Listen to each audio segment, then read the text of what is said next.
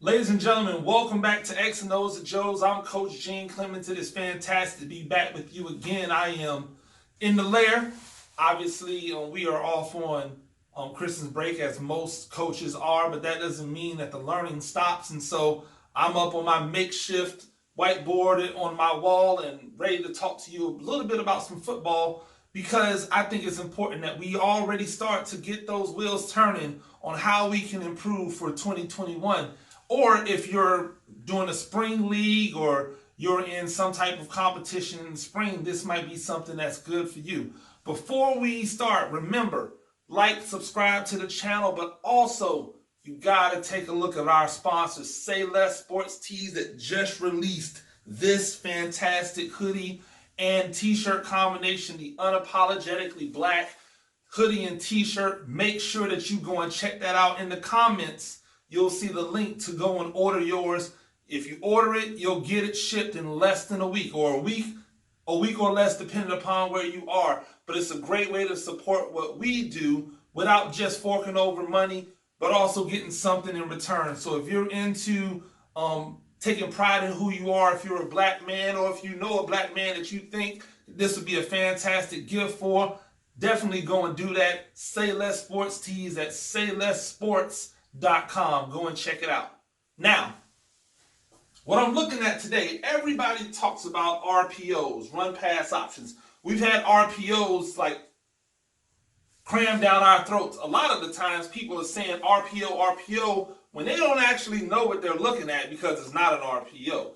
An understanding of a run pass option is that the read is something that's going to either result in the quarterback running or passing the ball. It is not triple option, or it is not an option. So, for instance, just because someone's doing a zone read doesn't mean that it's automatically an RPO.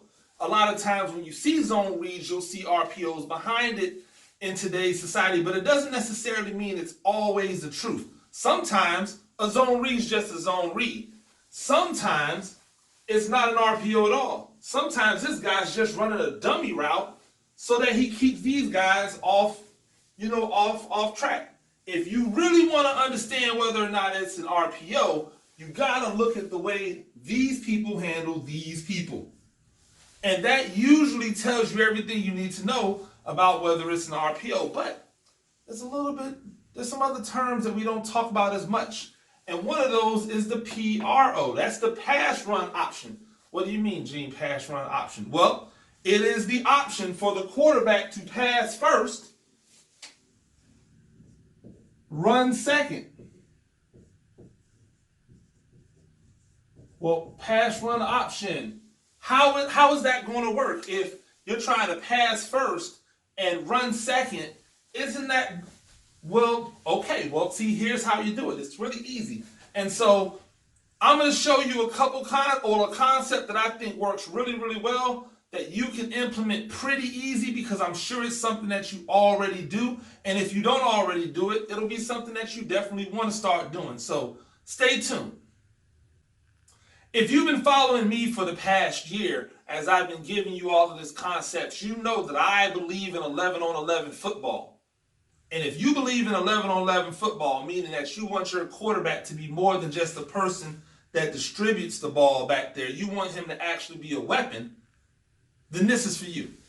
So I have an empty set here, and if you're looking at it, here's my tight end wing. And I love tight end wing out of an empty set because it gives you a formation that can be a run strong or run heavy formation, but it also gives you the option to be a spread out pass style of offense. So what my PRO is going to do, that's my pass run option, is this going to set up the opportunity to read something quickly outside and then come back to the run. Now, what I like about it the most is that it gives me the option to run this both ways. Gives me the option to run it both ways. Well, how? It's really simple. I'm going to run a fade-hitch combination with the outside number one receivers. So depending upon how the cornerback is playing, I'm going to run a fade or a hitch. Fade hitch. So if he's playing off, I'm going to run the hitch. If he's tight, I'm running the fade. Same thing over here. If he's playing off, I'll run the hitch. If he's tight, or if he's pressed up, I'm going to run a fade. Now, one of the things that I've noticed with quarterback gun runs from empty is a lot of the times the reason that they don't work is because our quarterbacks are not patient enough. They don't give the blocking an opportunity to set up. Well, this allows the blocking to set up because his first look is out here. His first look is out here. I'm looking, fade, hitch, first look. If that fade or hitch isn't there right now, meaning if the quarterback catches and looks and he doesn't see a decided advantage immediately, like catch, 1,001, 1,000, run. 1,001, 1,000, run. I'm going to put this up there. 1,001, 1,000, run. So not quite 2 seconds. Not quite 2 seconds, just a 1,001, 1,000, run. So I look over here. Say if I want to run this way, I'm going to look here. If I don't see what I'm looking for, then I know I'm running the power.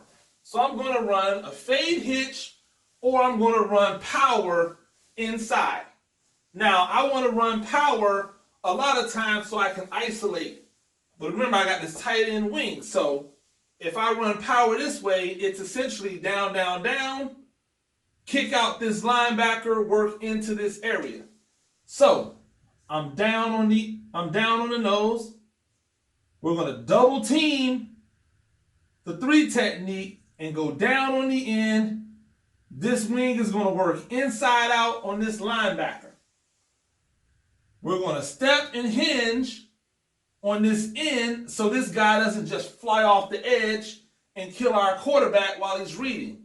This guy is pulling and finding the easiest route through, which could be here, or if this guy gets watched down, could be there.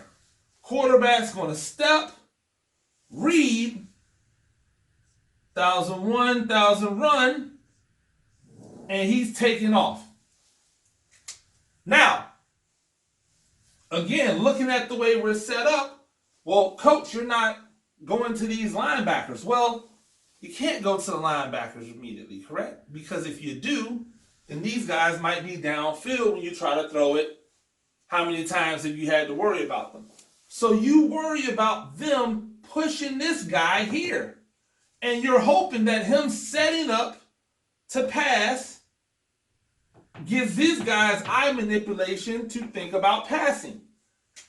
We're not looking to score a touchdown on every play. Sometimes you're just looking hash, numbers, sideline. And that's what we're doing. So he's up, he gets it, 1,001, 1,000, run. That's enough time. 1,001 gives this guy enough time to pull and get through. He's going to pick up whoever that first linebacker is.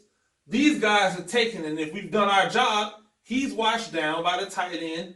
He's double teamed and he's blown off to the back.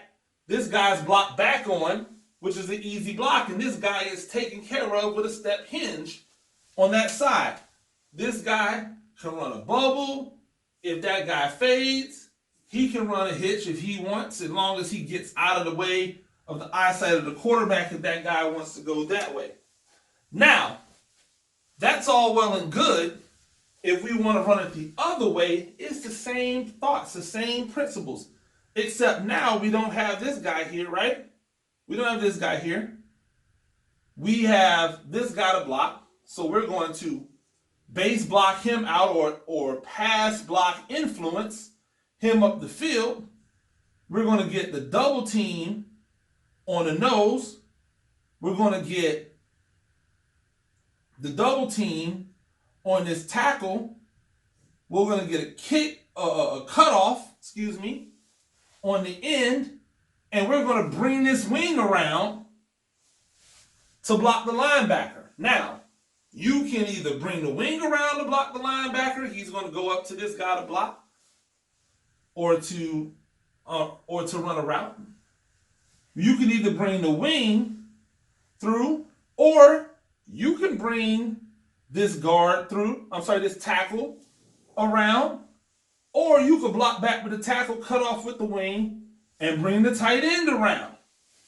You have all three of those options if you want to run it the other way, as long as they have a way of designating that from that area. It's a beautiful thing, and it allows you to look pass, to run as an option, as opposed to run to pass. So now they have to respect pass, because that's the first thing that gets these guys out, and then you run it. They can't be right. The more you work it, the better you're able to accomplish what you're trying to accomplish as a coach and on your offense. Well, that's all the time that I have right now. Please stay tuned. We're going to be dropping a lot more of these in the next few days, in the next few weeks, and going into the new year. Obviously, we love that fact that you've come along with this journey with me. I love the fact that you're here. Make sure, once again, Say Less Sport Tees. Go and look at that in the comments section. We love for you to support the people that support us. And it's just a fantastic t-shirt and or hoodie to add to your repertoire. You'll have it before Black History Month hits. If you want to rock it in a parade, or if you just want to be at the weight room and show how much you're proud to be who you are, it's a great thing. Until next time, I'm Coach Gene Clemens. This has been X and O's to Joe's.